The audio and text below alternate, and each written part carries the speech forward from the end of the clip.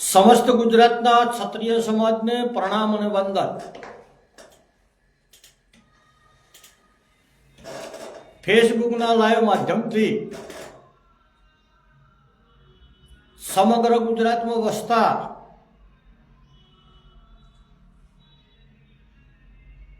ठाकोर, दरबार, पालवी, जागीरदार, नारुंदा તેમજ ક્ષત્રિયોની વ્યાખ્યામાં આવતા તમામ ક્ષત્રિયોને એક સંદેશો આપવો છે કે રાતે 12 વાગે મહીસાગર જિલ્લાના લુણાવાડાની બાજુમાં બાલાસિનોરથી જિગ્નેશભાઈનો ફોન આવ્યો કે મારી સભાની અંદર જયાબેન ઠાકોર કરીને ઠાકોર સમાજની દીકરી છે, ક્ષત્રિય સમાજની દીકરી છે, એને ભારતીય જનતા પાર્ટીના ગુંડાઓએ ધાક ધમકી આલી, એનું ટોર્ચર કર્યું, સતત એને ફોનમાં ધમકીઓ આલીને હેરાન કરી। ભરી સભાની અંદર જિગ્નેશભાઈના હોમે એની વ્યાથા રજૂ કરતા કરતા આ ક્ષત્રિય સમાજની દીકરી બે ભાન થઈને એને એટેક આવી।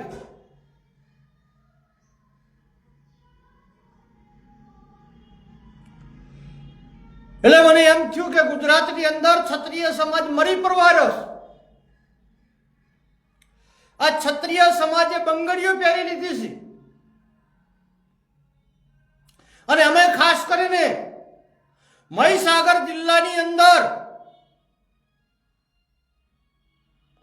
क्षत्रिय, ओबीसी, एसटी, एससी ने माइनॉरिटी ने 95% वस्ती से और जेनी 95% जे जिल्ला में वस्ती होय न्या 5% वाला लोको दादागिरी करे, गुंडागिरी करे, तमने शरम आवती नहीं क्षत्रिय तरीके ओना करतो तो दरिया में पड़ी डूबे ने मरी जाओ, पृथ्वी ऊपर से जीवવાનો तमने कोई अधिकार नहीं।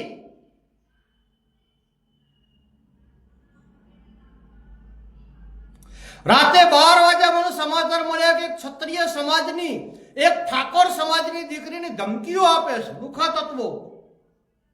આપણને લુખાઓ ધમકી આલે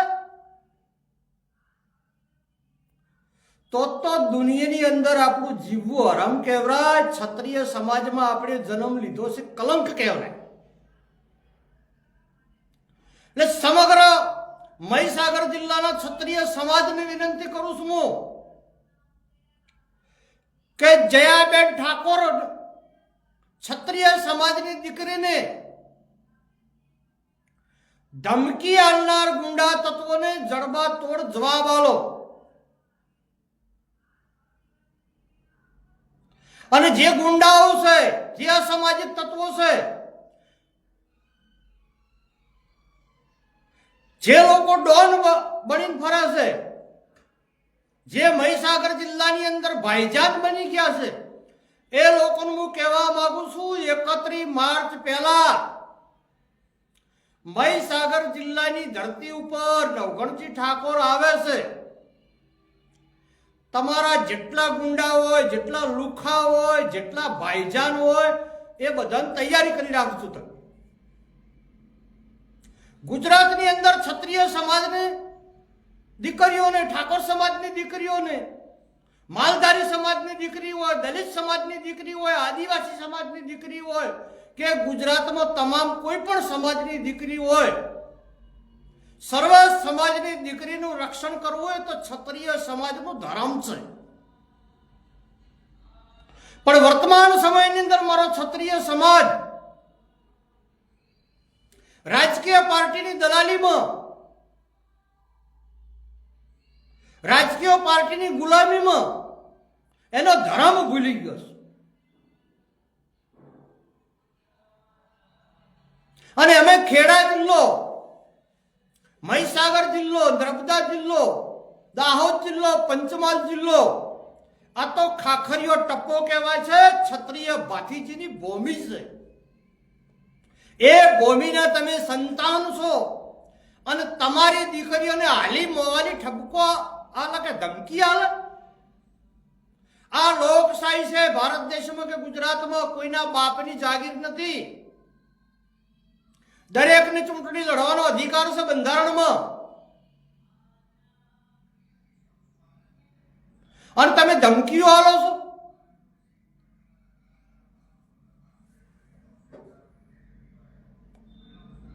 એટલે જે ગુંડા તત્વ હોય, જે લુખાઓ હોય,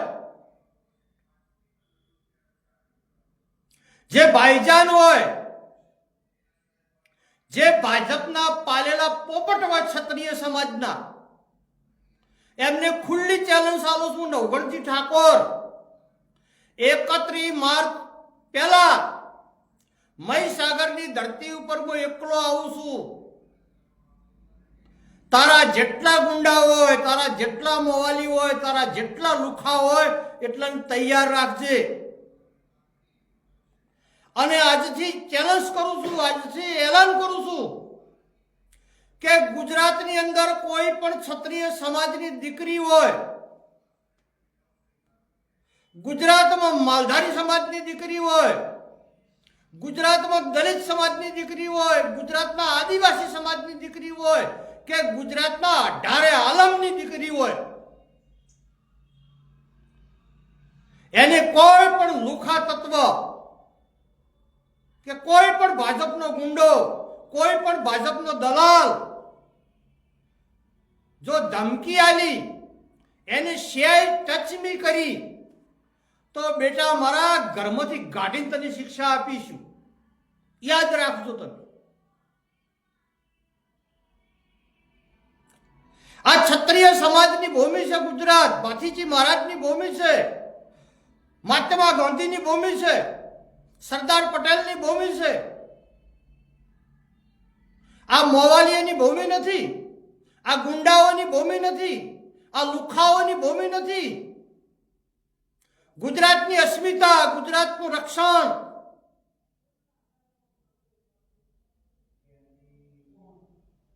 અને ઇતિહાસ જેનો સાક્ષી છે, જેના વેદ પુરાણ બોલે છે, મહાભારત વસો, રામાયણ વસો, ગીતા વસો, આ ક્ષત્રિય સમાજે 18 વેણીનું રક્ષણ કર્યું છે. અને આ સમાજની દીકરીઓને તમે ધમકી આલો, અમારા ઉપર જીવવા વાળા. અને મારા ક્ષત્રિય સમાજને પણ વિનંતી કરું છું કે કોંગ્રેસ, ભાજપ એ વાત જુદી છે, સાઈડમાં છે. ચૂંટણી ટાઈમે તમે કોંગ્રેસ ઉપર આક્ષેપ કરો, ભાજપ ઉપર આક્ષેપ કરો, એ બરાબર છે. પણ અમારી બેન સમાજ, અમારી સમાજની બેન દીકરીઓને તમે ટાર્ગેટ કરો, આ ગુજરાતમાં ચલાવી લેવા નહીં આવે.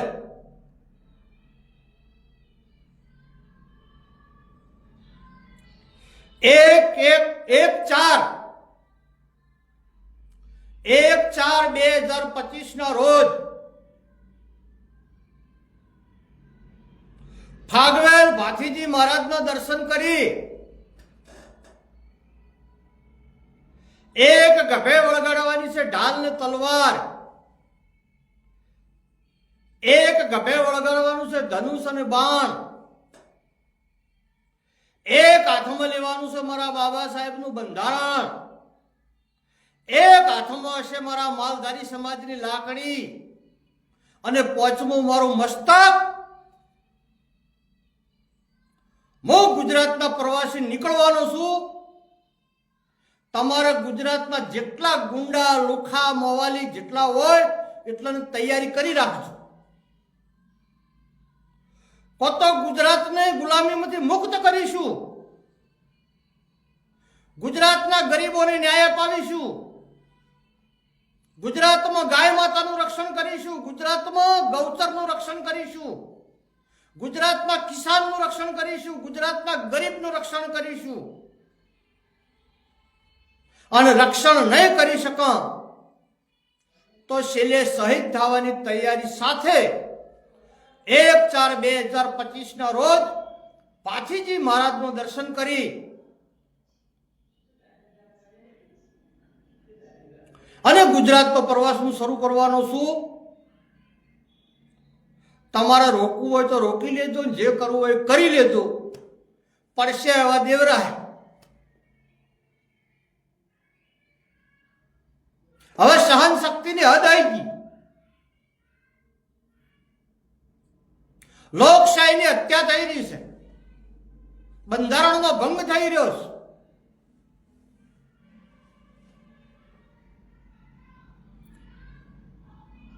ગાય માતાની કતલ થઈ રહી છે, ગૌચરો શેડાઈ જવા મળ્યા છે.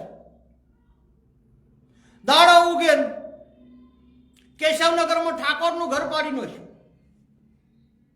અંબાજી ઓઢાવમાં રબારીઓને ઘર પાડી દેવાનું, આદિવાસીઓને ઘર પાડી દેવાનું, દલિતોને ઘર પાડી દેવાનું.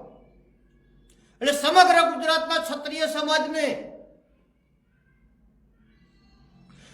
ફરીવાર સમસ્ત ગુજરાતના ક્ષત્રિય સમાજને વિનંતી કરું છું, સમસ્ત ગુજરાતના માલધારી સમાજને વિનંતી કરું છું, સમગ્ર ગુજરાતના દલિત અને આદિવાસી સમાજને વિનંતી કરું છું કે ગુજરાતમાં અમુક તત્વોએ ગ્રુપ બનાવી લાખો કરોડો રૂપિયા ભેગા કર્યા છે. તમારી જમીનો ખરીદી લેવાની, તમારા પ્લોટ ખરીદી લેવાના, કાયદાના નોમે, વિકાસના નોમે, ડેવલપિંગના નોમે સંપૂર્ણ ગુજરાતમાં તમારો નાશ કરી દેવાનો આ લોકોએ નક્કી કર્યું છે. હવે તો યુદ્ધ એ જ કલ્યાણ અને લોકશાહીમાં પરિવર્તન એ જ પેગામ. આ સાથે સમગ્ર ગુજરાતની પ્રજાને જાગૃત થવાની હું વિનંતી કરું છું અને સાથે સાથે સમગ્ર પ્રજાને ખાતરી પણ આપું છું કે હું તમારી સાથે ગદ્દારી નહીં કરું, તમે મને સાથ આલો. મને ગુજરાતની અંદર આ ક્ષત્રિય ઠાકોર સમાજની વેદના, ગુજરાતમાં કોળી સમાજની વેદના, ગુજરાતમાં માલધારી સમાજની વેદના, ગુજરાતના દલિત સમાજની વેદના, ગુજરાતના આદિવાસી સમાજની વેદના, આ વેદનાઓ હવે નજરે જોઈ શકાતી નથી અને આ વેદનાઓથી આ પ્રજાને મુક્ત કરવા માટે કોકને તો આગળ આવવું જ પડશે, કોકને તો બહાર નીકળવું જ પડશે. એટલે આપ સૌ કોંગ્રેસ ભાજપ બાજુ ઉપર મૂકીને તમારી સમાજના જે લીડરો છે એમને બાજુ ઉપર મૂકી સચ્ચાઈપૂર્વક ઈમાનદારીથી અન્યાયની સામે બુલંદ અવાજ કરવાની ગુજરાતમાં હવે જરૂરિયાત ઊભી થઈ છે. અને અવાજ નહીં કરો તો તમે ગુલામ થઈ જશો, તમારી જમીનો વેચાઈ જશે, તમારા પ્લોટો વેચાઈ જશે, તમારી દુકાનો વેચાઈ જશે, તમારી મિલકત ખરીદાઈ જશે, તમારી રોડ ઉપર પકોડીની લારી છે, શાકભાજીની લારી છે કે પથાણું છે એ પણ તમે રોડ ઉપર મૂકી નહીં શકો એવો સમય આવવાનો છે. હવે જાગૃત બનો, દૂધનું દૂધ અને પાણીનું પાણી થઈ જવું જોઈએ.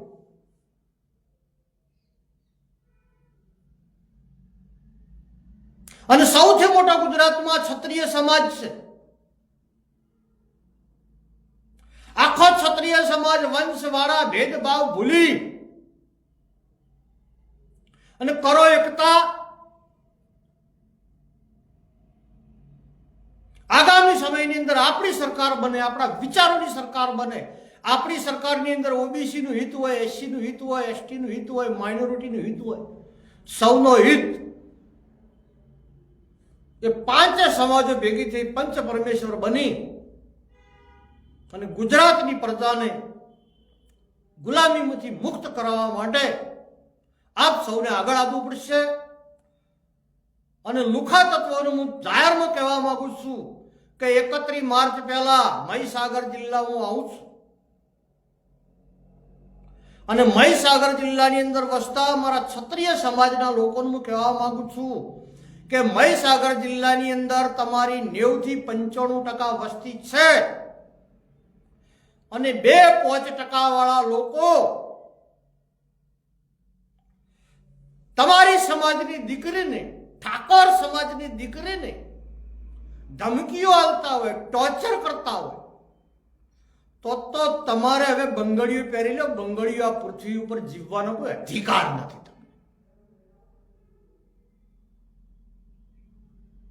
હવે તો માથા ઉપર પાણી ભરી વળ્યું. હવે નહીં જાગો તો ક્યારે જાગશો? આ સમય જાય છે જાગવાનો. એટલે આપ સૌને હું વિનંતી કરું છું, સમગ્ર ગુજરાતમાં વસતો ક્ષત્રિય સમાજને, સમગ્ર ગુજરાતના આદિવાસી સમાજને, સમગ્ર ગુજરાતના દલિત સમાજને, સમગ્ર ગુજરાતના માલધારી સમાજને, તેમજ ઓબીસી, એસટી, એસસીમાં આવતી તમામ સમાજોને 1/4/2025 ના રોજ ફાગવેલની ધરતી ઉપર ભાથીજી મહારાજને વંદન કરી, પ્રણામ કરી અને અહીંયાથી પ્રતિજ્ઞા કરવાની છે કે જીવીશું તો આગામી 2027 ની અંદર આપણું રાજ લાવીશું અને મરીશું તો દુનિયા યાદ કરશે. આ વિઝન સાથે નીકળવાનું છે. સૌને જય જય ગરવી ગુજરાત. મારી વિચારધારા તમને સારી લાગે,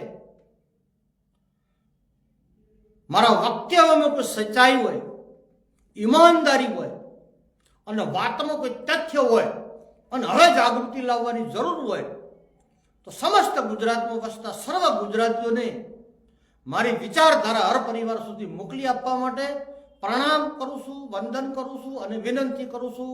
સૌને જય જય ગરવી ગુજરાત, જય ભાથીજી.